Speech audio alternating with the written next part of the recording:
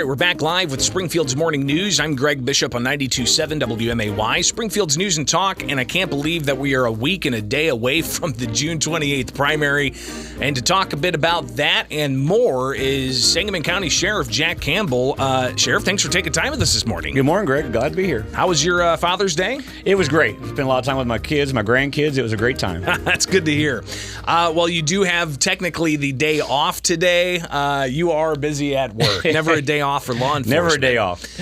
So let's talk about the elections because here we are a week and a day out. You, of course, are an elected official, a constitutional officer, not just the Illinois Constitution, but the U.S. Constitution. So you are very familiar with the cycle. Every 4 years, we also have primaries. You do not face a primary. I do not. But you are out promoting various candidates. Sure. Talk about the importance that you see for people getting out for the primary and who you're out there supporting. Well, I think it's important, especially as an elected official, to let the people know who I'm supporting and how I feel about these candidates. A lot of times they rely on us, especially in a crowded field like this, because we are, familiar with the political side of this and the candidates themselves. So, I've been out promoting Jesse Rising for the 13th Congressional District, and Jesse, I think is a great candidate. He's got a great story, and people should look it up if they don't know it. But the reason I am looking at Jesse is because of his background of public service. He was a federal prosecutor. He's always wanted to serve, and he's been heavily involved in the criminal justice system, and that's certainly is my lane. Jesse and I've had conversations. He's fully supportive of law enforcement. He's asked me, to put together some groups of law enforcement officials so he can pick their brain and they can pick his. So, it's just one of the people that I'm supporting in this cycle. So, again, that's the 13th Congressional District, a newly drawn Congressional District. Surely you're familiar with how it's drawn. It wraps in the Metro East St. Louis area, and then it's like a weird river of sorts that cuts right through the heart of central Illinois, picking up a bunch of rural areas, but picking up Decatur, picking up Springfield, and I believe Bloomington as well. What do you think are the realistic chances that a Republican's going to be able to maintain that seat? Well, it was drawn for a reason, and I think we all know that. But I think that the public right now is very frustrated with what's going on in the state and in the country, and certainly they're more conservative, I think, in their viewpoints than what's being certainly governed right now. So I think there's a very good chance for a Republican to win that district and retain it. Congressman Davis had it previously, and I think he made a lot of headway and did a great job. Again, we're talking with Sangamon County Sheriff Jack Campbell, now 7:42 on Springfield's Morning News. I'm Greg Bishop on 92.7 WMAY, Springfield's News and Talk. And we'll talk about, the office in particular of sheriff and the things you've got going on. But, of course, with the election just a week and a day away, you are endorsing Jesse Rising for the 13th Congressional District. He, of course, faces a primary with several others, Regan Deering, Terry Martin, and then there's two Democrats that are running for the Democratic nomination.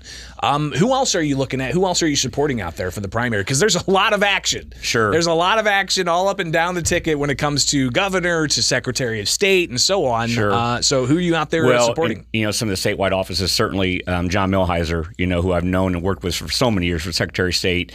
I've done a commercial and endorsed Richard Irvin, the mayor of Aurora, for the governor's office.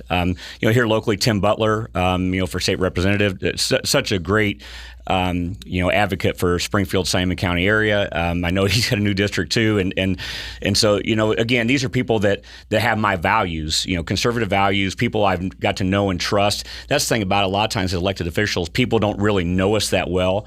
But for all these guys, I've known them for a dozen years and got to know them so well, and I know what's in their heart, and I know they're going to govern as a conservative and take care of the people, and that's what they should be doing. Well, talk a bit about Milheiser. Of course, he has a history of being not just the Sangamon County State's attorney on the state side, but also a federal U.S. attorney appointed by Trump.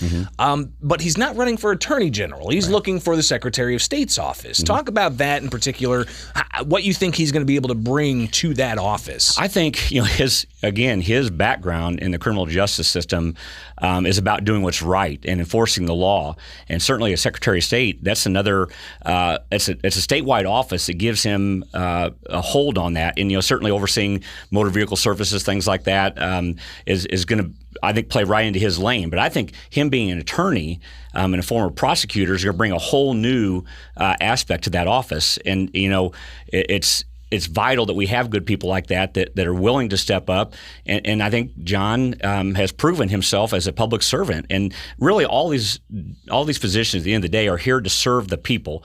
And John has done such a great job of that over the years in so many offices that I think he'll be a great fit for that office. We've seen the issue of the Safety Act come up even before the primary really heated up. Of course, all the Republicans seem to be adamantly opposed to that. You're in law enforcement, but I want you to kind of remove the politics from it, right? Because you're a Republican and you're stumping for Republicans. Sure. But talk about the Safety Act in particular, how it's set to impact your particular role as sheriff, helping combat crime locally, helping deal with the county jail. Talk about the impacts of that and the importance of addressing that. Well, it was a reform bill that much of it was unneeded. Much of it was blown out of proportion. Law enforcement wanted a seat at the table to work on this. There was reforms that we were already working on at the Illinois Sheriff's Association, such as the body-worn cameras. I think that's a great idea. We certainly were always in favor of that. We were just looking for funding. How are we going to pay for this? I think the biggest impact we're going to see here locally with that bill is going to be the no cash bail that goes into effect in January. And Greg, this is so simple for people to Google this and look at areas that have done that. New York City had done that and immediately started backpedaling. They realized their crime rate just began to skyrocket. And some people don't understand. When you have a violent criminal, they're not always arrested for just that violent crime. They commit other crimes too. We were able to take them off the street. And about posting cash bond, it gives them a little skin in the game in that if there's money on the books, and sometimes it's thousands and tens of thousands of dollars that law enforcement can use to either go pursue them when they don't show up for court, or oftentimes give it to the victims as far as restitution. Because they can win their case and the judge can order restitution, and the victims often never see a dime. So when there's money on the books, that is something that can be seized and used to take care of these victims. So without that, what happens if certain crimes aren't going to be leading to people being held, per trial, or being able to pay a cash bond out? What's that going to mean for your offices, at least from a financial component? Well, we take in, we charge a $30 bonding fee. So everybody that posts a bond, whether it's a $10,000 bond or a $300 bond, we charge a $30 bonding fee, and we take in about $100,000 a year on bonding fees. So that's something that will disappear unless we can figure out a way to replace that. But again, when they don't have a skin in the game, when they don't have to post this cash bond, they're immediately right back on the street. And criminals by nature commit crimes. So they don't get up the next morning and go to work. Whenever we arrested them at 2 a.m., they're going to go out and commit other crimes. So the people, and especially in Sangamon County, that I'm concerned about, are vulnerable to people like that just commit crimes for a living. We're talking with Sangamon County Sheriff Jack Campbell here with Springfield's Morning News. I'm Greg Bishop on 92.7 WMAY, Springfield's News and Talk. After the start of the pandemic and the economic restrictions the governor put on, there were also restrictions on transferring inmates from Sangamon County Jail and jails all across the state to then not allowing them to go directly to DOC immediately. Talk about how that's been, and the latest issue that we're now hearing about is those who are being adjudicated unfit for trial, so to speak, for mental illness or whatever the case may be. You're seeing a backlog in that area now. Sure. So starting with DOC issues, the Sheriff's Association was forced to file a lawsuit against the Illinois Department of Corrections because they were not taking those inmates that had been sentenced. And the statute, Greg, says that the sheriff shall transfer them to the Department of Corrections. It doesn't say whenever they get around to it. It says they shall transfer them. So certainly during the pandemic, we understood initially that there was a little bit of apprehension.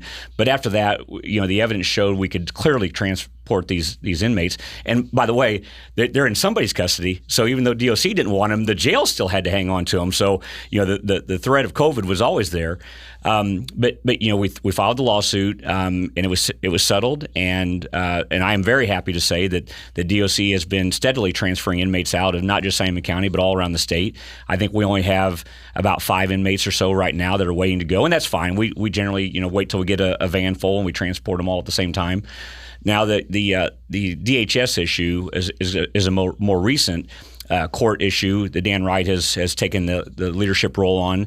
And, for decades, I realized this had been going on where an inmate had been declared unfit for trial and the court had ordered them to mental health treatment. And I remember clear back in the mid-2000s when I was a captain that we would have 5 to 8 that were always constantly waiting to go. And we just learned to deal with it. Well, here recently, it got as high as 15. We had 15 that had been declared unfit for trial. Greg, we cannot handle the treatment that they need. We are not a mental health facility. We're a detention facility. And it was unfair to the inmate themselves, who the court had said they need help, that the jail and the court cannot provide them, so they need to be transferred out. And DHS had refused. They said they didn't have bed space. Well, quite frankly, that's not my problem. That's their problem. I've had to deal with overcrowding the jail, and I have to figure it out, right? They have to find that bed space. We have a facility shut down in Lincoln. We have a facility shut down in Jacksonville. That they should open those back up and get these people into those facilities that need the mental health care that the jails cannot provide. You talked about the costs, at least on the Sangamon County jail side, for providing proper treatment. Is that costing more when you have to? I don't know. Are you bringing people in from outside to provide psychiatric treatments and that type of thing? And is that costing the county? It is. Well, as part of our mental health contract we have with ACH, and what it does, Greg, we have so many hours per week we can provide for all the inmates. We got to remember, in our jail, we have 300 and probably 35 to 40 today. 30% of them have serious mental health problems. The rest of them have some form of mental health problem, even if it's just depression from being arrested. What's happening is the inmates, if we have 10 inmates in there that have been declared unfit, they require a lot of care, and it's taking care away from the other inmates that need it also. So it's concerning to us. It's one cost for us, but the inmates that need it are not getting it because our doctors and nurses are spending too much time with the other inmates. How prevalent is this across the state? We're just hearing about Sangamon County. Do you have sheriffs that you talk with across the state that are dealing with the same thing? Every sheriff in the state deals with the same thing, and I sit on the legislative committee for the Illinois Sheriff's Association.